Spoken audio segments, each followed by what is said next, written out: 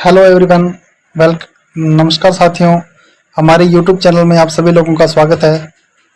हम आने वाले exam CHO 2025 staff nurse, ANM, GNM और NHM लेवल के जो भी एग्ज़ाम हैं सभी के लिए जो मोस्ट इम्पोर्टेंट सिलेबस है वो मैं कवर कर रहा हूँ। Topic to topic, subject to subject wise मैं आपको पढ़ा रहा हूँ। तो आज की हमारी जो क्लास है वो हम कंटिन्यू कर रहे हैं। पीडियाट्रिक्स सब्जेक्ट हमारा चल रहा है जिसके अंदर इंट्रोडक्शन के 2 पार्ट मैंने आपको बता दिए और नेक्स्ट आज हम वहीं से कंटिन्यू करेंगे। और आज के हमारा जो टॉपिक है वो रहेगा जो न्यूबॉर्न की केयर है उस पे रहेगा। उसमें न्यूबॉर्न्स का जो असेसमेंट है वो कैसे किया जाता है, उनका जो बॉडी टेम्परेचर है वो कैसे मेंटेन किया जाता है और इससे रिलेटेड जो भी मोस्ट इम्पोर्टेंट की पॉइंट्स बनते हैं, जो भी मोस्ट इम्पोर्टेंट MCQ बनते हैं वो मैं आपको इसी क्लास में बताऊंगा। तो प्लीज़ चैनल को लाइक करें, शेयर करें और सब्सक्राइब करें और हमारे इस चैनल पे ज़्यादा से ज़्यादा जो विजिट करें ताकि आपको जो आने वाला एग्ज़ाम है CHO 2025 है उसकी जो एक बढ़िया तैयारी की ओर आप अग्रसर हों और अपना जो सिलेक्शन है वो श्योर कर सकें। तो आज की क्लास हम स्टार्ट करते हैं। हमारा जो टॉपिक है केयर ऑफ न्यूबॉर्न, वहाँ से हम स्टार्ट कर रहे हैं। तो इसका जो फर्स्ट पार्ट जो होता है न्यूबॉर्न की केयर करने के लिए जो फर्स्ट हम स्टार्ट करते हैं असेसमेंट से। तो first assessment is initiating of respiration. जो रेस्पिरेशन है पहला आंकलन है, वहीं से जो पहला जो जांच है, जो असेसमेंट है वो कहाँ से शुरू किया जाता है, बच्चे का रेस्पिरेशन से स्टार्ट किया जाता है। दोस्तों जो मैं नोट्स आपको पढ़ा रहा हूँ इनको आप ध्यानपूर्वक पढ़ना, पूरी ध्यान से रखना क्योंकि इन्हीं में से ही आपको क्वेश्चन मिलेंगे। Respiration start with cry in most common cases in 6 to 30 second, but if no problem और not change in Apgar score initiating of respiration up to 90 second is normal. Crying start by back rubbing और sole flicking. दोस्तों मैं आपको हिंदी और English दोनों language के अंदर पढ़ा रहा हूँ।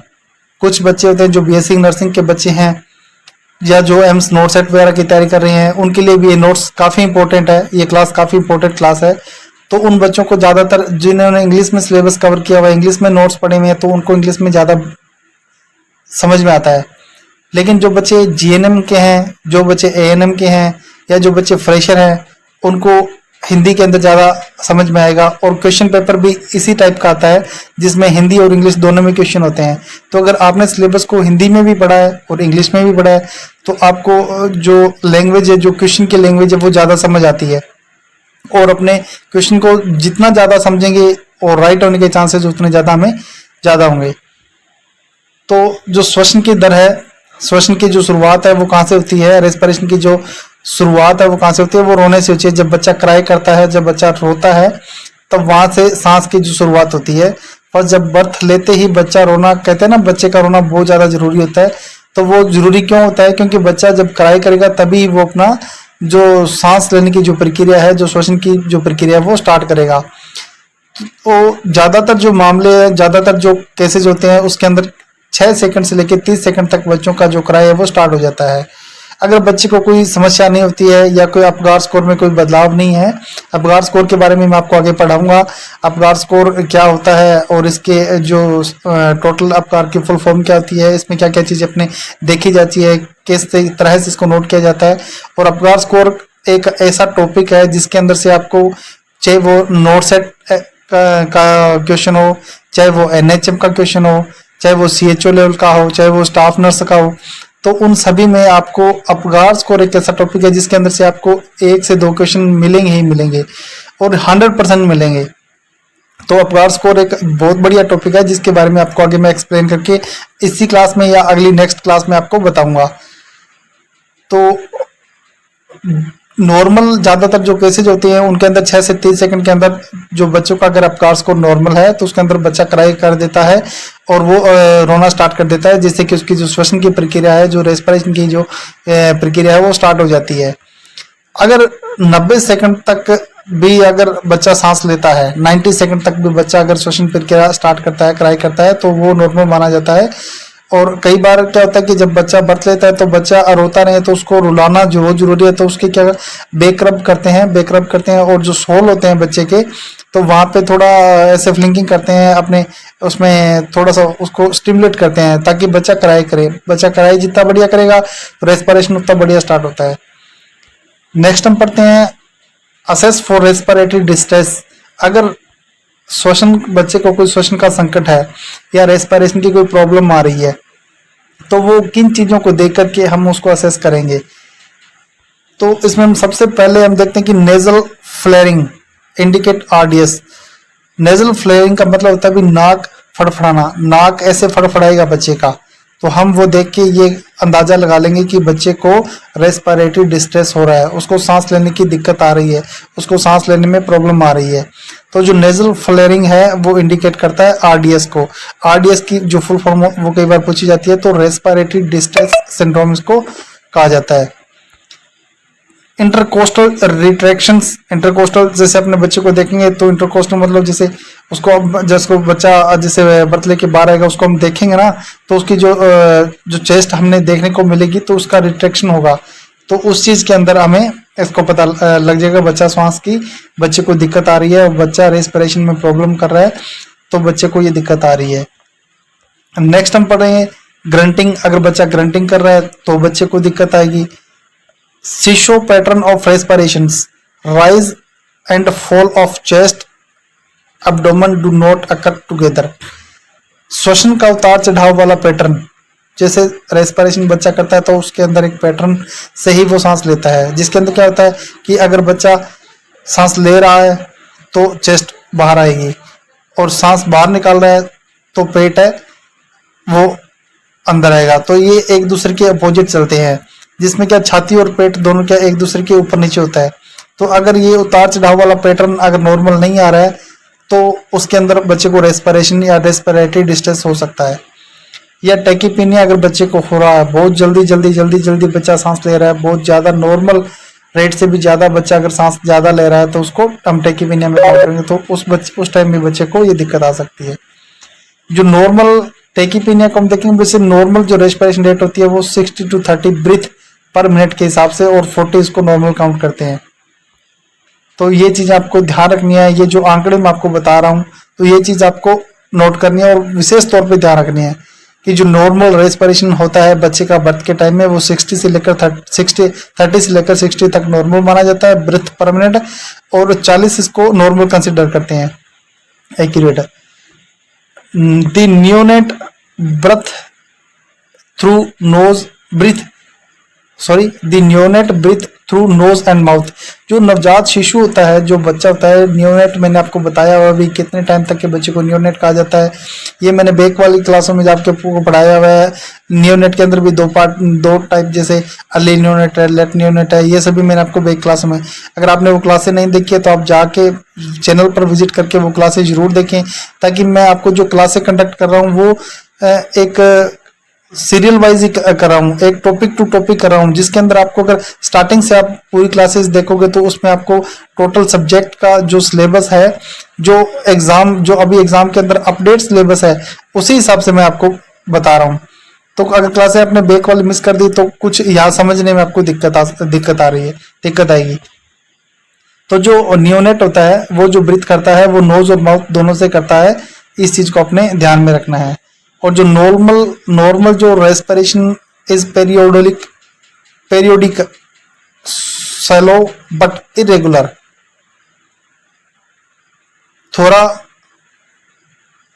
थोरेसिक जो abdominal without any retraction and grunting.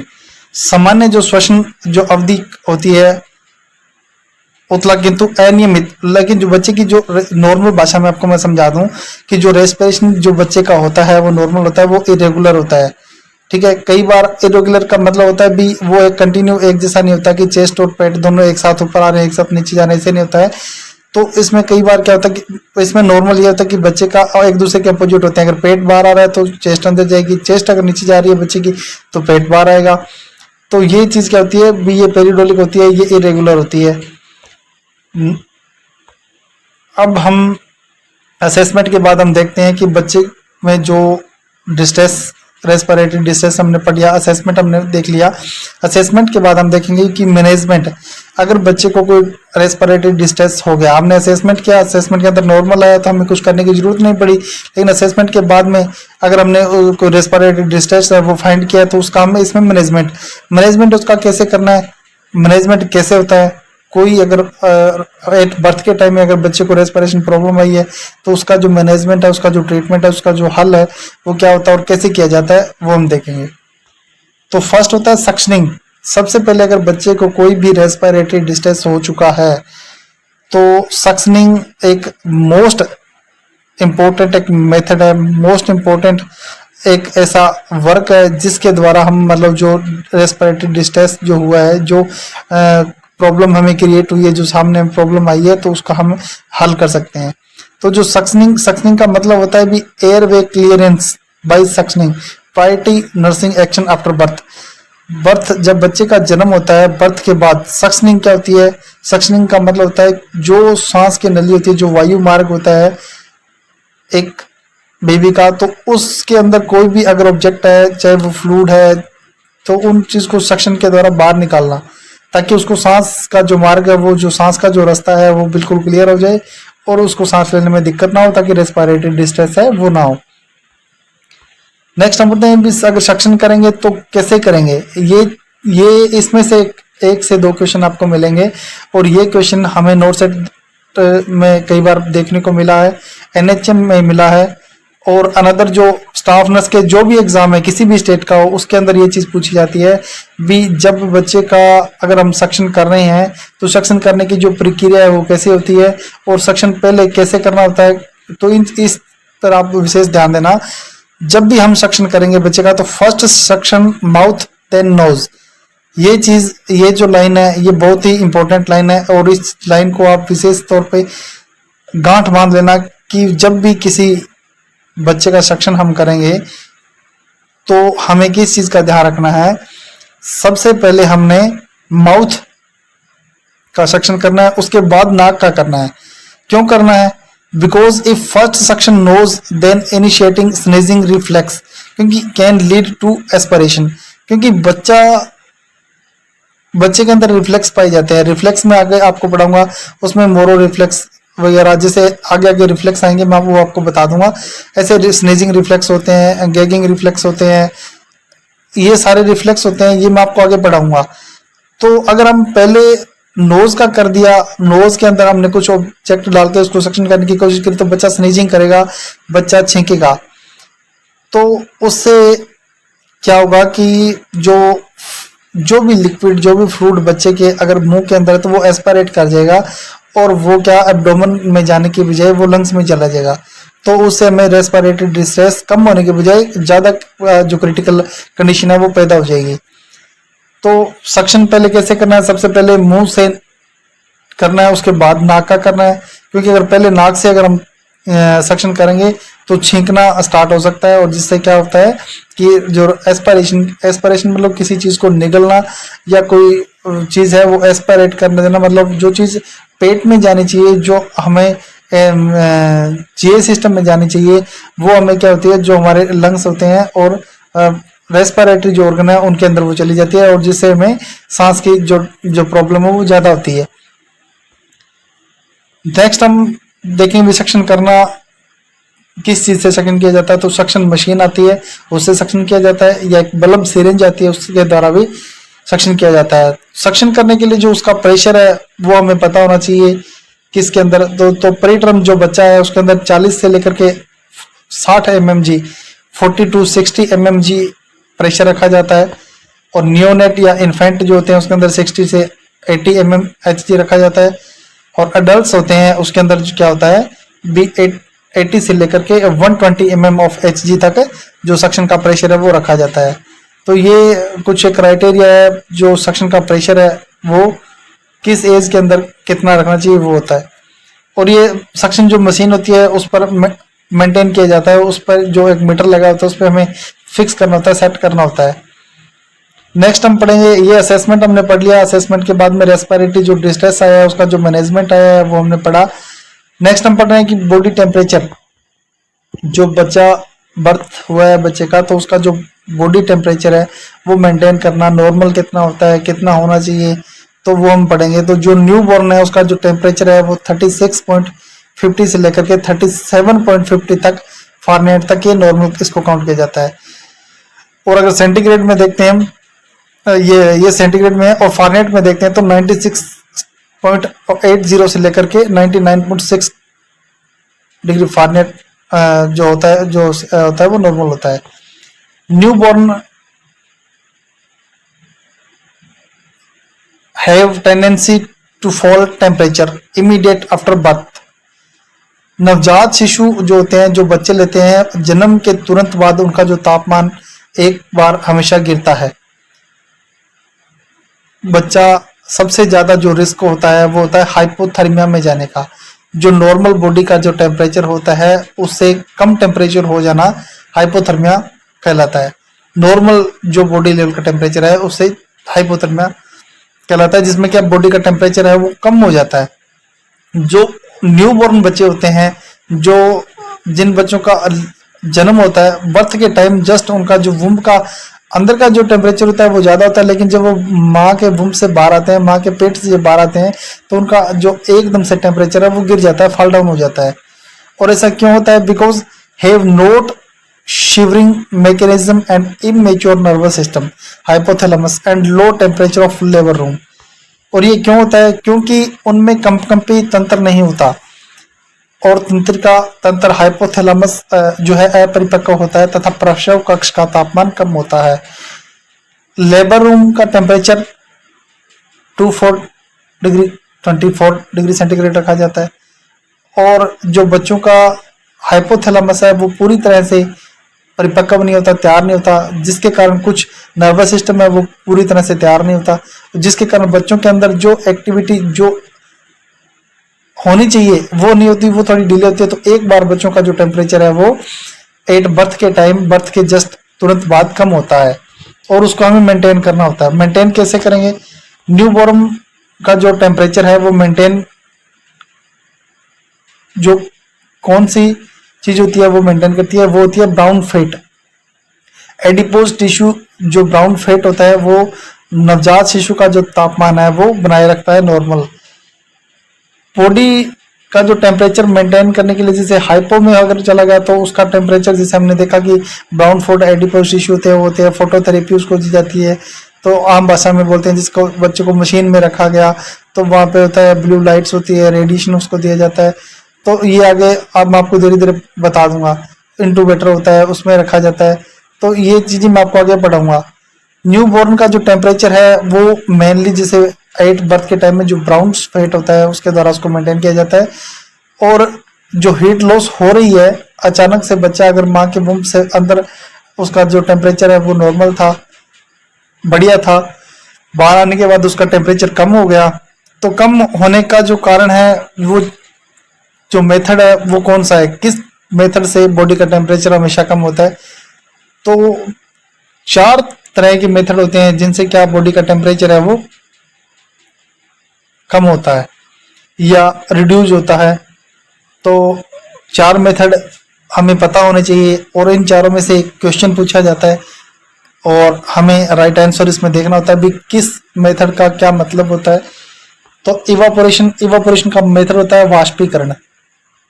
Next एक मेथड होता है रेडिएशन। जो रेडिएशन मेथड होता है उसके अंदर हीट लॉस होता है 67% तक।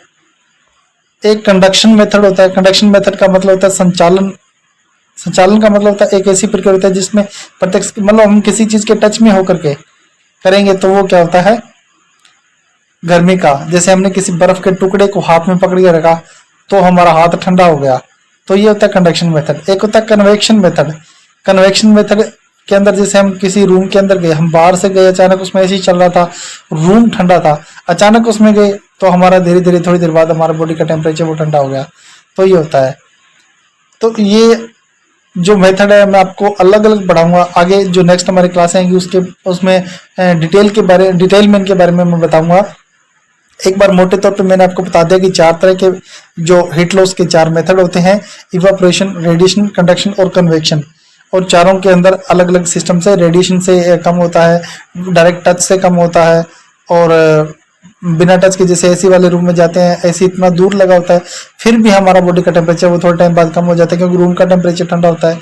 तो ये जो मेथड है इनके द्वारा जो बॉडी का टेम्परेचर है वो कम होता है। अगर हम को न्यू बॉर्न है उसका बॉडी टेम्परेचर माप रहे हैं, बॉडी टेम्परेचर देख रहे हैं, तो वो कैसे देखेंगे और कहाँ से देखेंगे?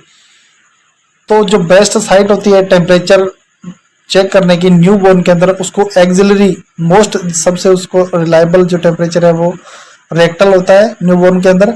लेकिन ज़्यादातर हम रेक्टल भी यूज़ नहीं करते, ओरल तो बच्चों के अंदर बिल्कुल भी नहीं करेंगे, बिल्कुल भी अवॉइड करेंगे। क्यों करेंगे वो भी मैं आपको बताऊंगा। एक्सिलरी जो बच्चों के अंदर है वो सबसे ज़्यादा किया जाता है, और इनके अंदर एक्सिलरी के अंदर 1+ किया जाता है, माउथ के अंदर नॉर्मल होता है, रेक्टल के अंदर -1 किया जाता है।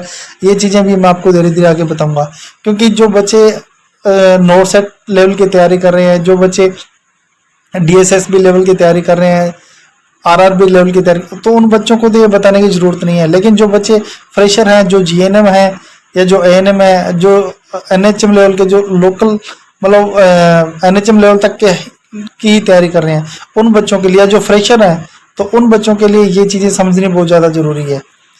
तो जो बेस्ट साइट होती है जो टेम्परेचर की न्यूबॉर्न के अंदर, वो एक्जिला को ही अपने ज़्यादातर कंसिडर किया जाता है। और जो रिलायबल, मोस्ट रिलायबल अगर पूछा जाए तो वो क्या होता है? रेक्टम होता है, रेक्टल होता है।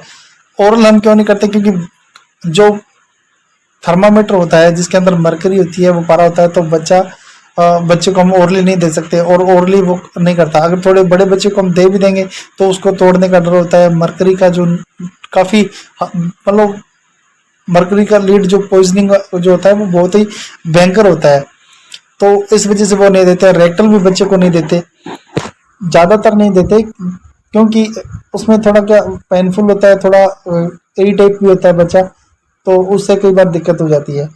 तो एक्जिला सबसे ज़्यादा इसके अंदर अपने प्रेफर करते हैं। एक्सिलरी जो टेम्परेचर अपने चेक करना है और उसमें +1 करके। नवजात शिशु में तापमान के लिए जो सर्वोत्तम साइट होती है वो एक्जिला को ही कंसिडर किया जाता है। नेक्स्ट नंबर है कि fall after birth but normal with in 4 to 8 hours. एक बार जब बच्चा जन्म लेता है तो बच्चे का जो टेम्परेचर है वो कम होगा, लेकिन 4 से 8 घंटे के बाद जो बच्चे का टेम्परेचर है वो नॉर्मल हो जाएगा।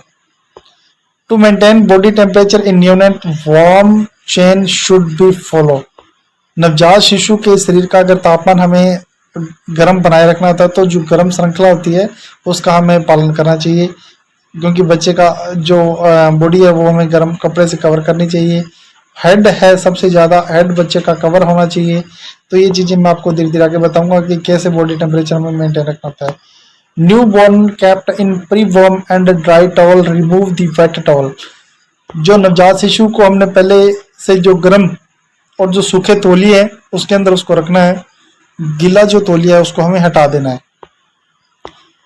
Clean the newborn body clean and dry towel then kept in dry towel और pre warmed radiant warmer. Radiant जो वार्मर होता है उसके अंदर 200 वाट का एक बल्ब लगाया होता है जो कि हीट बच्चे को देता है, जिसके अंदर बच्चे का जो टेम्परेचर है वो नॉर्मल बना रहे, ताकि जो लेबर रूम का टेम्परेचर है वो कम होता है, माँ के वुम्ब का जो टेम्परेचर वो ज़्यादा होता है, लेकिन बच्चा बाहर आने के बाद उसका एकदम से टेम्परेचर डाउन होता है, तो वो टेम्परेचर मेंटेन रहे इसलिए क्या करते हैं कि एक रेडिएंट वार्मर होता है उसके अंदर 200 वाट का बल्ब लगा होता है। और and kept stockinette cap of head, एक सिर के ऊपर टोपी लगानी होती है। Keep baby on mother body contact to maintain temperature. KMC मतलब kangaroo mother care. Kangaroo mother care का एक स्पेशल टॉपिक है वो मैं आपको बताऊंगा। Kangaroo mother care body temperature maintain करने के लिए सबसे बेस्ट तरीका होता है। और बाकी जो ड्राई टॉवल उससे बच्चे को लपेट के रखना है, सिर को कैप से ढक के रखना है। नवजात शिशु के शरीर को साफ और सूखे तौलिए से साफ करना है, फिर उसे सूखे तौलिए में गर्म रखना है, या पहले से ही कोई गर्म अगर रेडिएंट वार्मर वगैरह है जिसमें 200 वाट का जो बल्ब लगा है तो सिर पर जो केप लगानी है तापमान बनाए रखने के लिए। और बॉन्डिंग जो माँ और बच्चे की जो बॉन्डिंग होती है उसको आसान बनाने के लिए बच्चे को जो होता है माँ के शरीर के संपर्क में रखना होता है, और KMC केयर है वो प्रोवाइड करवानी होती है। नेक्स्ट हमारा टॉपिक है, हम पढ़ेंगे umbilical cord cutting temperature maintain के बाद में असेसमेंट हमने पढ़ा, रेस्पिरेटरी डिस्ट्रेस हमने पढ़ा, उसका मैनेजमेंट पढ़ा, टेम्परेचर जो बच्चे का वो हमने पढ़ा। अब हम पढ़ेंगे बच्चे का थर्ड हमारा जो टॉपिक है वो बचेगा अम्बिलिकल कॉर्ड। जब बच्चे का बर्थ होता है तो अम्बिलिकल कॉर्ड की कटिंग है, कटिंग करते समय हमें किस चीज़ का ध्यान रखना होता है, अम्बिलिकल कॉर्ड के अंदर क्या चीज़ होती है और उसका कैसे हमें ध्यान रखना होता है, तो वो चीज़ हम पढ़ेंगे। तो in newborn when pulse time stop cut the umbilical cord, नवजात शिशु में जब पल्स टाइम बंद हो जाए तो गर्भनाल को काट दिया जाता है। जब बच्चा माँ से के गर्भ से वुम्ब से बाहर आएगा तब हमें जो एक निश्चित दूरी पर क्लम्प लगा करके उसको काटना होता है। और उसके अंदर क्या कुछ होता है वो मैं आपको बता रहा हूँ। Immediately cut the umbilical cord in case of pre term baby, अगर बच्चा प्री टर्म है, समय पूर्व का है, तो हमें इमीडिएट अम्बिलिकल कॉर्ड को काटना है। ट्विंस प्रेगनेंसी, अगर बच्चे ट्विंस प्रेगनेंसी है तो हमें इमीडिएटली अम्बिलिकल कॉर्ड को काटना है। अगर HIV इन्फेक्टेड मदर है तो भी हमें गर्भनाल है जो अम्बिलिकल कॉर्ड है उसको जल्दी से जल्दी काटना है। नेक्स्ट है forcep use for clamping umbilical cord. जो अम्बिलिकल कॉर्ड आ रही है उसको पहले फोर्सेप से क्लैंप किया जाता है दोनों साइड से, और जिस फोर्सेप से क्लैंप किया जाता है उसका नाम होता है कोचर फोर्सेप।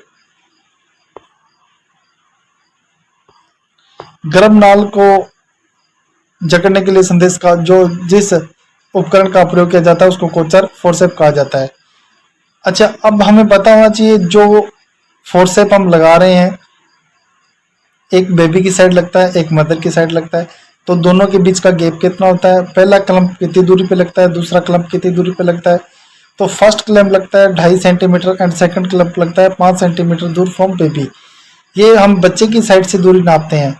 बच्चे की साइड से जो फर्स्ट क्लम्प लगाएंगे वो 2.5 सेंटीमीटर की दूरी पर लगाएंगे, सेकंड जो क्लम्प लगाएंगे 5 सेंटीमीटर की दूरी पर लगाएंगे एब्डोमिनल साइड, पेट की साइड में से।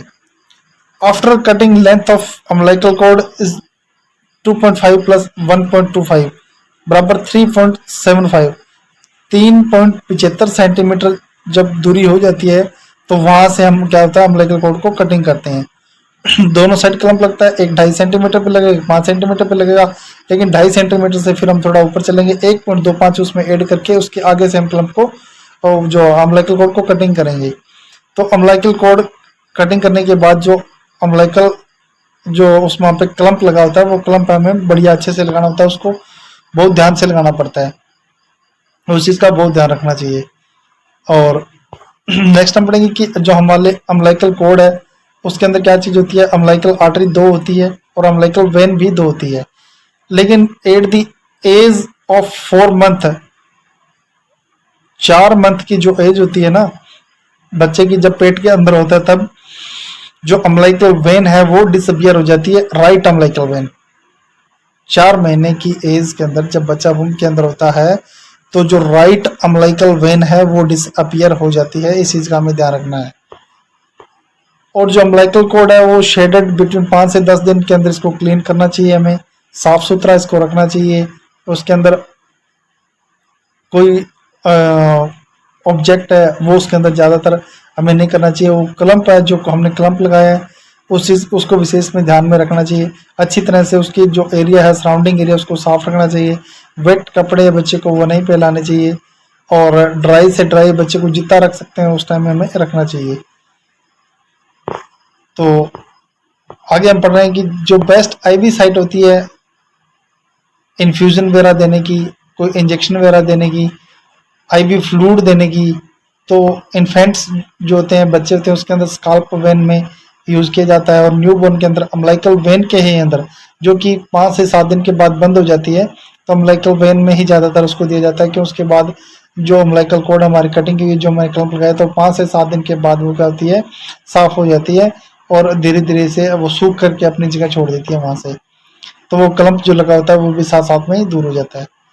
और अडल्ट के अंदर वेन ऑफ फोर आर्म की जो बोन होती है बोन्स होती है तो वहां पर जो नेचुरल जैसे स्प्लिंट की तरह काम करती है, नीचे जैसे स्प्लिंट लगाया हो ना उसकी तरह बोन काम करती है। तो एक फोर आर्म की जो वेन होती है वहां पर हमें एडल्ट के अंदर सबसे ज़्यादा प्रेफर करते हैं।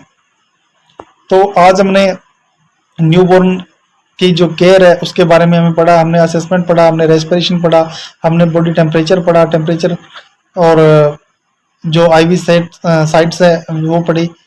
तो आज के लिए हमारी ये क्लास आपको कैसी लगी आप हमें कमेंट करके बताएं, और क्लास को अच्छी तरह से व्यू करने के लिए, वॉचिंग करने के लिए आप सभी लोगों का बहुत बहुत धन्यवाद। Thank you. प्लीज़ चैनल को लाइक करें, शेयर करें एंड सब्सक्राइब करें। नेक्स्ट हम क्लास जो कंटिन्यू वो यहीं से करेंगे और मैक्सिमम टू मैक्सिमम आपको बेस्ट से बेस्ट सिलेबस और जल्दी से जल्दी पूरा सिलेबस कवर करेंगे। Thank you.